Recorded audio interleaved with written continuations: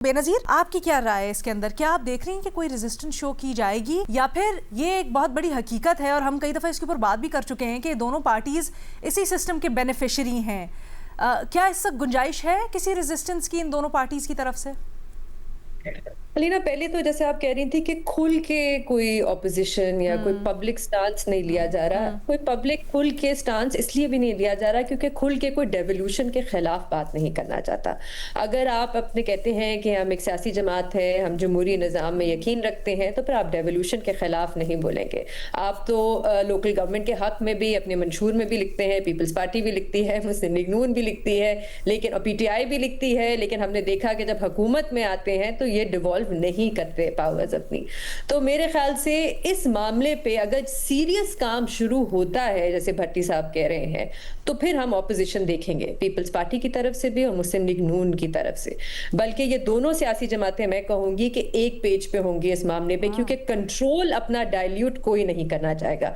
ये जो दोनों बड़ी आपकी सियासी जमातें हैं जो इस वक्त इक्तदार में हैं, ये नेशनल पार्टीज नहीं रह गई, ये सूबाई पार्टीज बन के रह गई हैं। इनके लिए इनका जो सूबा है वो इनका कंट्रोल है, इनका पावर का सीट है, वो उसको डाइल्यूट नहीं होने देंगे। अगर कल को मिसाल के तौर पे पंजाब में सूबे बन जाते हैं तो कोई गारंटी तो नहीं है कि जो नए सूबे हैं उसमें मुस्लिम लीग नून की हुकूमत होगी। ये बल्कि एक खौफ PTI को भी था। उन्होंने बातें तो बड़ी बड़ी की थी, जनूबी पंजाब बनाएंगे हम आते साथ, लेकिन एक खौफ था कि अगर हमने जनूबी पंजाब में का एक सूबा बना दिया तो सेंट्रल पंजाब में हमारी हुकूमत चली जाएगी और वहां पे मुस्लिम लीग नून आ जाएगी। इसी तरह पीपल्स पार्टी भी खुल के नहीं, लेकिन जब MQM ने माजी में भी जब सूबों की बात की है तो वो उन्होंने इसकी मुखालफत की है।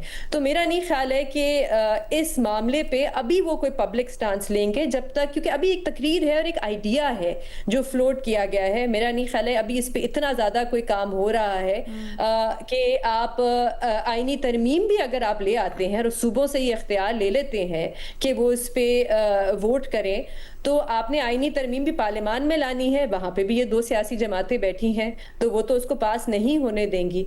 तो जैसे मैंने कल भी कहा कि इस वक्त ये आइडिया मैं इसको इतना सीरियस नहीं लूंगी, क्योंकि ना ही इस पे मेरे ख्याल से कोई फाइनेंशियल स्पेस भी अभी नहीं है नए सूबे बनाने की। दूसरी बात है नीना कि अगर नए सूबों पे बात होती है तो जो बाकी छोटे सूबे हैं वहां से भी आपको बहुत ऑपोजिशन मिलेगी, क्योंकि अगर मैं फिर से एग्जाम्पल पंजाब का ही दूंगी। पंजाब एक बहुत बड़ा सूबा है आबादी के हिसाब से, उसमें अगर आप छोटे छोटे सूबे बनाते हैं तो पंजाब की पार्लियामान में सीटें बढ़ जाएंगी, और अगर ऐसा होता है तो बाकी जो सूबे हैं वो इसके खिलाफ बोलेंगे। तो बहुत मुश्किल फैसला है। आइडिया बुरा नहीं है, हमने कल भी इस पे बात की थी। इससे अगर गवर्नेंस आप बेहतर करते हैं तो सर्विस डिलीवरी लोगों के लिए बहुत बेहतर होगी, नई सियासी जमातें बन सकती हैं, नई लीडरशिप आ सकती है, इलेक्शन की एक्टिविटी जो है वो बढ़ सकती है, जो जमहूरी निज़ाम के लिए बहुत अच्छा एक फैक्टर हो सकता है। लेकिन मेरे ख्याल से अभी इसके लिए फिस्कल स्पेस नहीं है, फाइनेंशियल स्पेस नहीं है, पैसे भी नहीं है हमारे पास कि हम जो है वो नए सूबे बनाए। लेकिन मैं आखिरी बात ये कहूंगी अलीना, जैसे अभी भट्टी साहब कह रहे थे कि अगर जबरदस्ती की गई तो मेरे ख्याल से ये सारी सियासी जमातें उठ के इसके खिलाफ रेजिस्टेंस जरूर दिखाएंगी, क्योंकि इस किस्म का इतना बड़ा फैसला, 18वीं तरमीम तो चले एक डिवॉल्व करने की बात हो रही थी, यहाँ पे तो आप पूरा सिस्टम, एडमिनिस्ट्रेटिव सिस्टम अगर तब्दील करें और जबरदस्ती करने की कोशिश की गई कंसेंसस के बगैर।